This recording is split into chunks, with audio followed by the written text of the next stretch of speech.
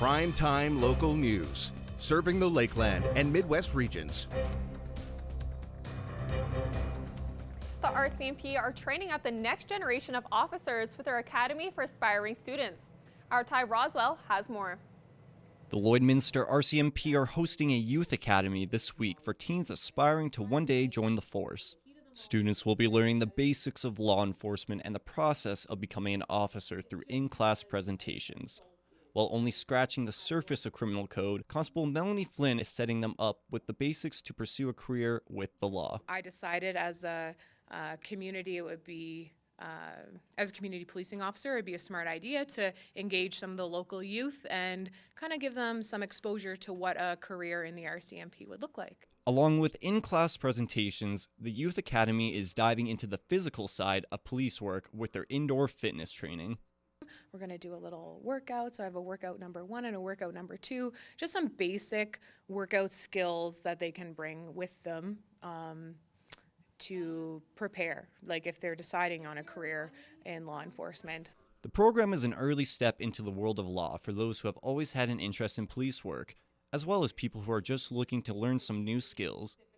We actually get to do fitness training and learn about the qualifications to actually be physically ready. I've wanted to be an officer for a long time. I've wanted to help people, and I've always wanted to be able to do that. So this is just an experience where I get to learn more about what I want to do with my future. The RCMP hope to host more than one academy a year. Ty Roswell, Primetime Local News. DA Optometry here in Lloydminster is now offering a dry eye clinic with an open house later this week. This is the first time a service like this is being offered in the border city, and Dr. Phillips says it will help many residents in our community. Our Shelby Clark has more. Joining us today for Primetime Local News is Dr. Darren Phillips with DNA Optometry. Thank you so much for taking the time to speak with us today, Doctor. I'm happy to be here. Thank you. Of course, really happy to be able to have you on here because we wanted to really speak ahead of time on the dry eye open house that the clinic will be hosting from 10 a.m. to 2 p.m. on February 25th. So I just wanted to start off, what's all involved in this open house? So we're really excited about our dry eye open house. It's to showcase a brand new piece of technology that we have available to treat dry eyes. Now, typically people, when they've been told that they have dry eyes in the past, they've been told put eye drops on, or maybe even use warm compresses. And this technology takes it to that next level. This is what I would consider advanced dry eye treatments. And we have 2 technologies that we utilize within it. One called radio frequency and one called intense pulse light therapy. And so both of these aim to improve the signs and symptoms of dry eye. And the open house is to just create awareness, educate people, and show them what it can actually do to help with their symptoms of dry eye. And what would you say inspired the clinic to have this now available for people to kind of try out? So it all started with, first off, the amount of people that we have with dry eyes. I see dry eyes from kids as young as 10 years old to as old as, well, until I see them, 80, 90 years old. And so we have such a demand for it in Lloydminster that I needed to offer another treatment because previously what I was doing is I was referring people to Edmonton or Saskatoon for these treatments. And it's nice that we have them to offer here in Lloydminster now. And do you think that you're going to be getting a good response with having this, that you will get like lots of clients will be coming in and just kind of checking this out? Yeah, absolutely. So we've been using the device for over a month here already, and the feedback and the response that we've had has been phenomenal. And the results that I've been seeing are phenomenal as well. And yes, I do expect it to be a very well accepted technology to the area. And I know we were talking a little bit about this before, but what surrounding areas that you're hoping this expands to? Well, my draw area that I would expect to benefit from our technology that we have in the clinic would range from, let's say, Vegreville, Cold Lake, Battleford, that you draw a circle.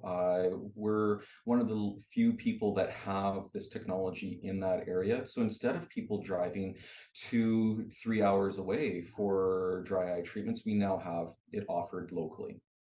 And I could see there that you got kind of that machine there behind you in the back. So you can kind of explain how that works and kind of show us a little bit there.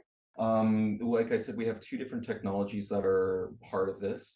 over on the right-hand side, we have the radio frequency. And what that does is it simply heats up the tissue using radio frequencies to get the tissue around the eyelids heated up to about the 43 degrees Celsius. That is the temperature that we need in order to get oil from the eyelids flowing appropriately to maintain hydration on the eyes. That one's kind of cool, actually, because it also does have a cosmetic impact on things as well. So it can reduce fine lines and wrinkles around the eyes. Now, that's not going to be our primary focus. We're going to be aiming for dry eye treatments. However, it's pretty cool that it does have the cosmetic advantages as well. The other device that we have there is on the left-hand side. It's with the white handle. That's something called intense pulse light therapy. What intense pulse light therapy does in our situation is to reduce redness and inflammation around the eyes. Dry eye is an inflammatory process, and then dry eye creates inflammation. Inflammation creates more dry eye, and it's this vicious circle.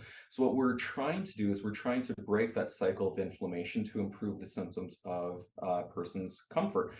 And this intense pulse light therapy will selectively target the inflamed blood vessels to improve our symptoms.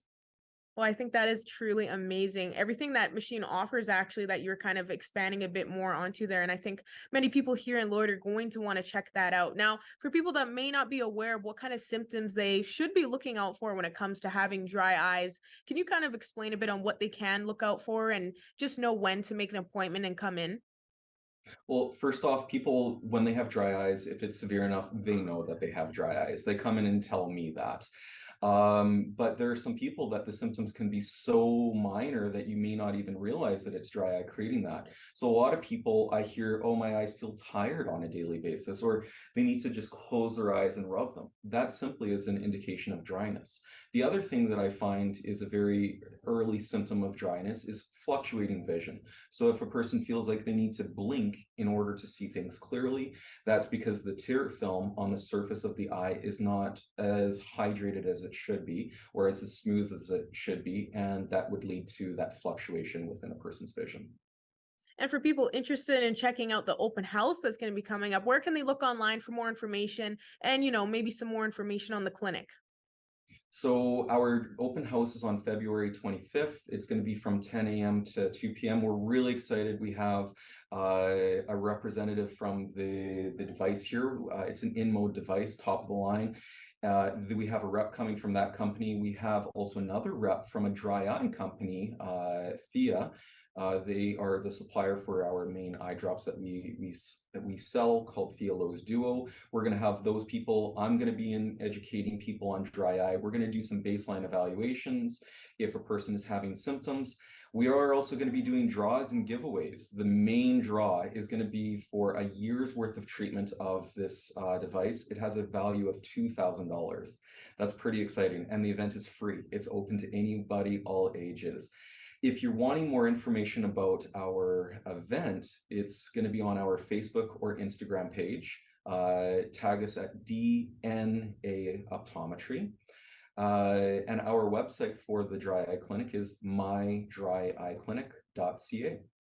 Perfect. Well, I think you will be seeing lots of strong support for this open house, especially for everyone out there that you're saying that could be struggling with those minor symptoms and they may not be aware that they should, be going in and getting it checked out. So once again, thank you so much for joining us today. And I think it's great that this is being offered for the first time here in Lloydminster. Thank you for having me on. We have been spoiled with warm temperatures these past few weeks, so naturally Mother Nature is going to come back and hit us with the cold weather. So here's Shelby Clark with more on that.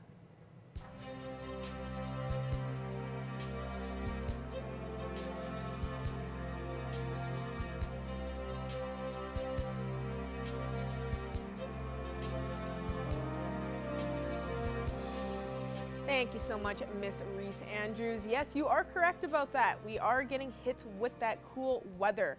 We are finally feeling those winter temperatures slowly making its way here in the border city, and it started off pretty strong actually, already starting off this week. We were seeing a kind of a slightly cooler day yesterday, but now for today we have cooled right down to that -20 for what we are sitting at right now here in Lloydminster. And with that wind chill even feeling past minus minus 30 degrees. So we are just seeing around minus 31 with that wind chill. So definitely feeling a lot cooler. We were spoiled for those few weeks with that nice warm weather, but that's why I kept saying, you know, take advantage and enjoy it, and be grateful, because we're going to be expecting to see this week cooling down. So hopefully everybody is still enjoying their day, but also staying warm and layering up when they need to be.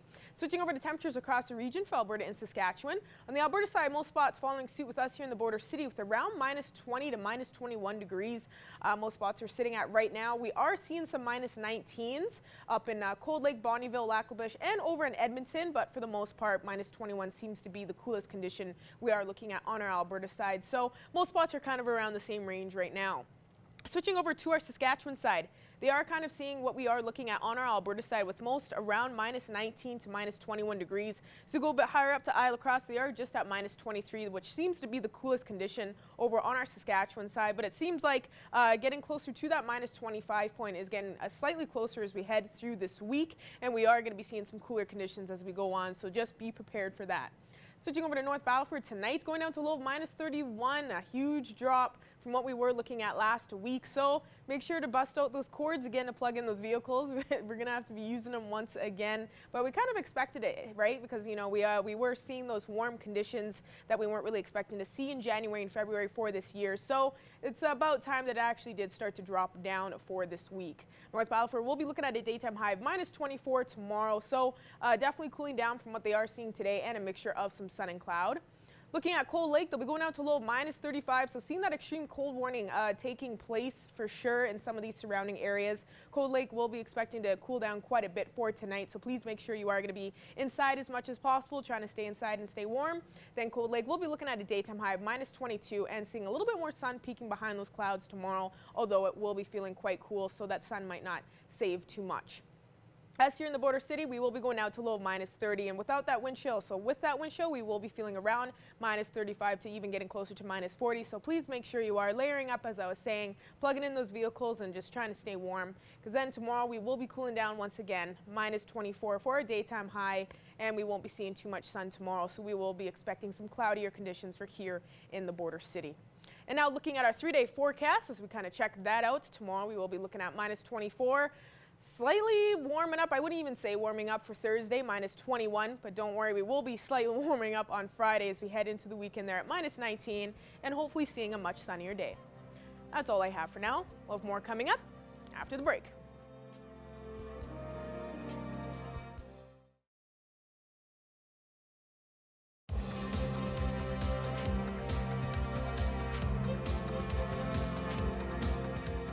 The Lakeland Wrestlers men's volleyball team was fighting for their life this weekend, playing a play-in game for provincials on Saturday. Our Callan Dunlop has more. The Wrestlers faced off against the Grand Prairie Wolves in a win-or-go-home play-in game. The Wrestlers came out swinging, winning the first set without much of a challenge. But that didn't stop the Wolves from fighting their way back, taking a 2-1 set lead and only needing one more to seal it. That's when the Wrestlers persevered and fought their way to a 3-2 win, solidifying their place in provincials. Well, I mean, it was very important because if we lost, our season was done. But, you know, there's a lot of good things we can take away from it that add to the importance as well. So it's just a huge win for us. And we're excited for provincials now. An undeniable fact from the game was how electric the crowd was. I mean, playing at home in front of a good crowd is always going to be a big help for us. Our guys thrive off emotion, and you can see it in the gym. Again, we have probably the best fan base in the conference, and night in, night out, we have a great crowd. And the fact that we had this kind of crowd on a 2 p.m. on a Saturday, when it's not necessarily the kind of time that we play, it was awesome. The Wrestlers finished their season with a 12-7 record, ending strong on a 5-game win streak, including Saturday's play-in. The date for provincials has yet to be determined. Callan Dunlop, primetime, local news. Once again, let's hand things over to the one and only Shelby Clark for weather.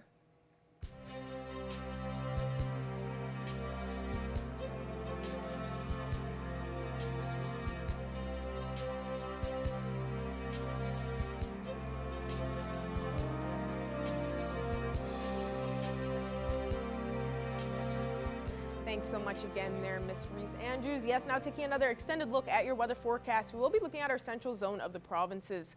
And we are seeing quite the opposite of what we were looking at last week, of course, as we were seeing those plus temperatures, single-digit plus temperatures, but now we have moved into those minuses and have dropped quite a bit as we are kind of starting off this kind of short week, I guess, after the long weekend.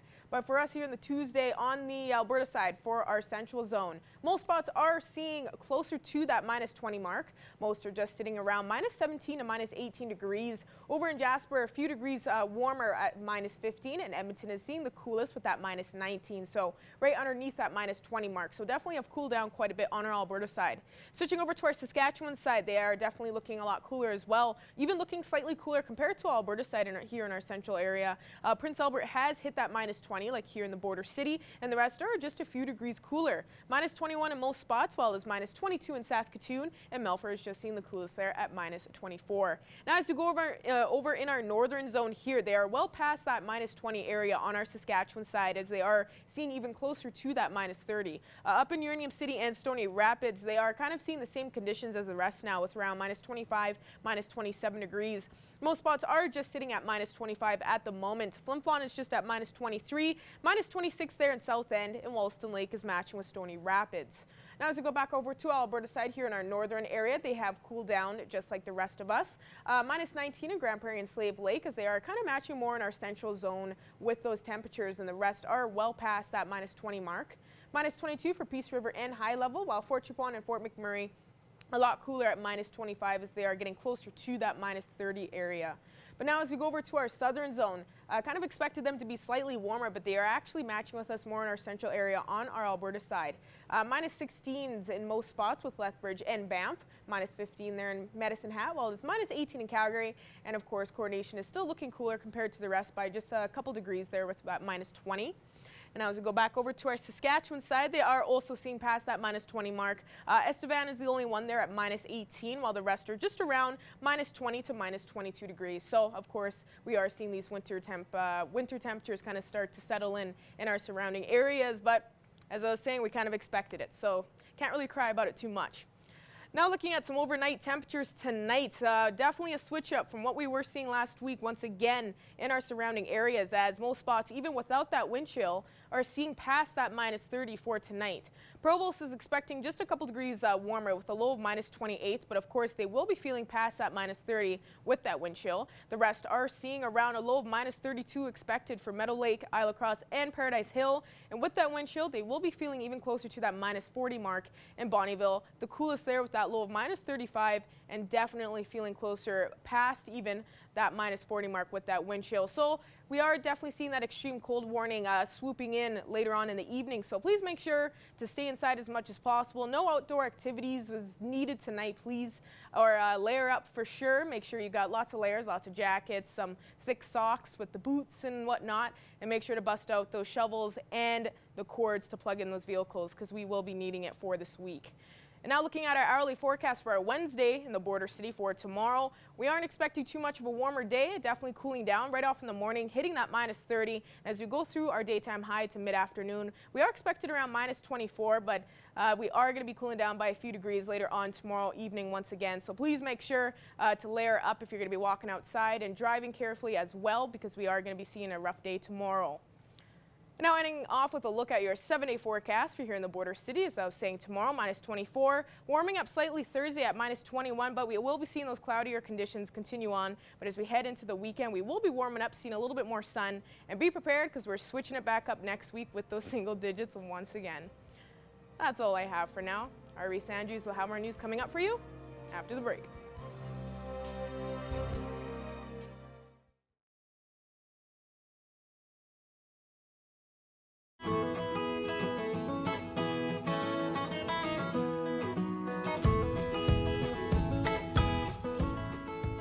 I'm back at Border Paws Animal Shelter for another edition of Pet Project, and today we have a dog. We haven't showcased a dog in a while, but her name is Siri, and she is super sweet. Just for the few minutes that we've been around her, she's just been absolutely adorable. Just tell me a little bit about her story, how she came to the SPCA, and a little bit about her personality. So yeah, Siri's a very fun-loving girl. She still needs a little bit of work. She's about 1.5 years, we believe.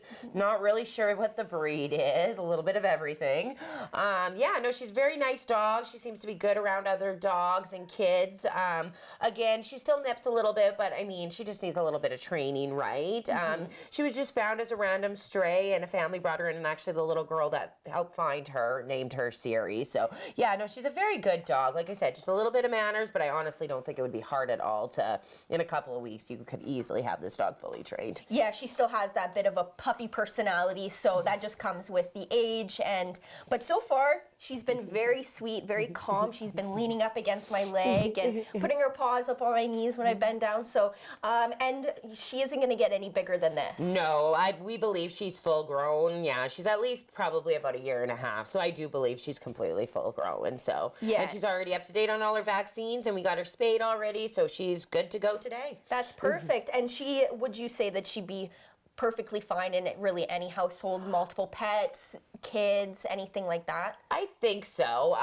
Like I said, if you have a dog, we just prefer to do a meet and greet ahead of time. Then that way, if we can kind of see how your dogs interact. I mean, you're always going to have to take a slow introduction with any animals. You usually have a better success rate doing it that way. But she's been around lots of kids. We have a lot of kids that come in and volunteer, and she's been awesome. She's one of the dogs that we allow our volunteers to take out for walks. So yeah, no, I think she would fit in any household.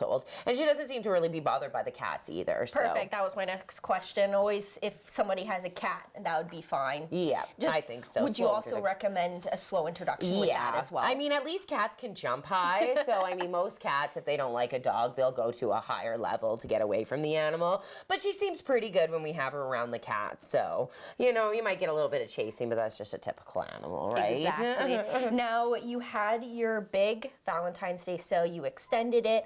How did you do numbers-wise, and did it really help with the numbers that you currently have here in the shelter? So we did get 30 cats and kittens adopted out from February 1st to the 18th, which was really, really nice to see. However, we are at max capacity, so I mean, we had so many kittens come in the fall, so we found majority of them their homes, which was really awesome, but unfortunately, we're still full. We're at max capacity, so it made a little dent, but I mean, not as much as we'd like for the amount of intakes that we're getting. And do you have any more plans for more adoption events like that as well coming up? So we actually have one coming up at PetSmart this weekend, so the 25th and the 26th from 12 to 5, they will be in the training room at PetSmart, and we'll have a bunch of cats there, possibly some dogs too. So yeah, if you're interested, stop on by. We still have lots of kittens. We still have adult cats, big cats, little cats, cat for every kind of person. And of course, you would always recommend to fill out the application Absolutely. Beforehand so that the process goes a lot faster. Absolutely. So if you're kind of thinking you want to come check it out, it doesn't hurt to just fill out an application and not even put an animal's name on there. Then that way you're already approved. You can leave that day with the animal. And they can find those application forms online as well. You bet. You just go right to our website and it's on there. And like I said, it will ask you for a name, but you could just write cat or dog. And then that way we can kind of take a look ahead of time, and it just speeds up everything that much faster. And then you don't have to wait to take your animal home. And if anybody wants to, start fostering, we've brought it up a couple of times here and there, but if anybody wants to start fostering, what kind of is that process like, and what do they have to do to kind of become a foster? So you just go online, and then there's applications to fill out on our website. You can go fill that out, and then it goes to our foster coordinator, and then she'll get in contact with you. It's really rewarding. You have short-term fosters, long-term fosters. If there's people who have medical experience and want to take on one of our sick animals, I mean, it's a great way. And if you're just wanting a short-term one, we have some that are as short as 1 week. So we kind of have fosters for every type of lifestyle. So yeah, just reach out. We also have a Border Paws foster group on Facebook. So you can go right on there and join. And our foster coordinator, she'll actually post the animals that we're looking for. So it's just kind of a good way to see the animals ahead of time and know, like, okay, I want to foster that one. I don't want to foster that one. So check it out. Awesome. And again, Every week we ask the same question. Is there any donations that you're in need of specifically or just in general? So we are very, very low on cat food. All kinds of cat food, kibble as well as wet. Yeah, we're just very short right now on that. So anything will do, any brands. If you're not really sure what to buy, just head to our Amazon wish list, and then if you don't want to leave the house too, you can just order on Amazon and it will come right to the shelter. Awesome. Well, thanks again for joining me this week. And Siri, honestly, she is one of the sweetest dogs. She's super calm. Of course, the puppiness will come out, but so far she's been so sweet and, you know, a typical puppy, a little bit better behaved than a lot of puppies I've seen. So I have no worry that she is going to find her forever home. So thank you. Awesome. Thank you.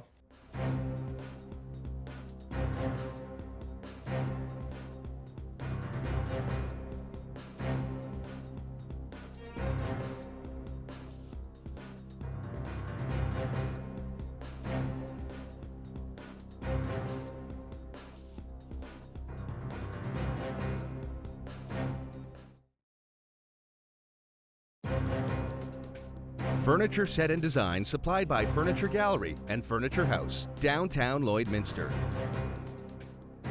Today I'm pleased to be joined with Tara Hardy, who is a spiritual life coach, and she is hosting an Oracle card workshop coming up on February 28th. So thank you so much for joining me today. Thank you. Now, before we get into the workshop portion side of things, can you just start off by telling me a little bit about what Oracle cards are? Okay, Oracle cards are a beautiful tool to connect to your intuition.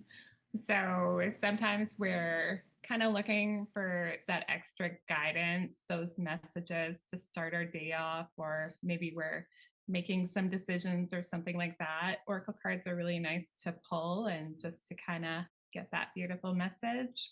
And what's the process like when you're picking Oracle cards? Is there any rituals or meditations or anything like that that you should go through beforehand? Oh, I'm all about the rituals. I really like to focus on meditating to really calm your nervous system and just really center yourself. And so there's a bit of a process. As I'm a spiritual life coach, I work a lot with energy. And so everything holds energy. And so the cards hold energy. So I like to go in, do a meditation, calm yourself, connect with the cards, and maybe there's also other tools like cleansing your cards, smudging them, stuff like that before you use them. So a good ritual will really get you far and enhance the whole experience. But for a lot of people, I know they mix up tarot cards versus oracle cards. So can you tell me a little bit about the difference between oracle cards compared to tarot? Okay, tarot and oracle are a little bit different. I know tarot has a certain amount of cards in a deck, and oracle can be any kind of number. And there's so many different types of oracle cards. So each card does have its own meaning and its own message with it. And it just depends what you're drawn to. There can be animal oracle cards. So maybe there's certain resemblance with animals that guide you into that message, or there could be fairies, angels, whatever, drawing, sacred geometry. And kind of going into the workshop side of things, what can people expect when they join this workshop? Like, will they be reading their own oracle cards, or will you be doing a reading on them? What's the process like for that? So everything I do is very ceremony based, and I like to make it very sacred. So we connect, we sit in a circle, we meditate so that we're all in the same vibration. And then I guide you into how to open up your new deck, or if you already have a deck, how to clear it and really connect with it. And then just learning about the cards. And then, yeah, there is a little bit of reading for other people in the group as well. Not that it's super intimidating, by then you're really comfortable with reading. So you get to explore that. So for anyone coming to join this workshop, do you suggest that they bring their own oracle cards, or can they purchase them at your shop, or could they even borrow some from you? I don't like to share my cards. I just find that they're so much more meaningful if you have your own.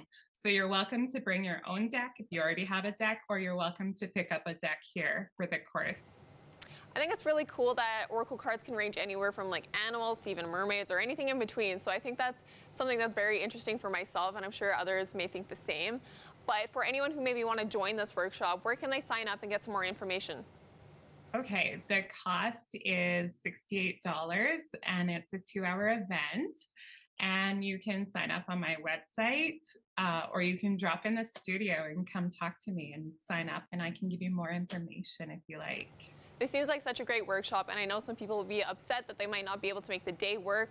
So is this something that you plan on hosting again in the future, or is this a kind of one and done deal? This is my second one that I've created. I created one in January and it was so fun. Everybody loved it. So I'm like, okay, maybe we should do this monthly. All right, Tara, thank you for taking the time today to sit down with me and talk about your Oracle card workshop coming up on February 28th. All right, thank you.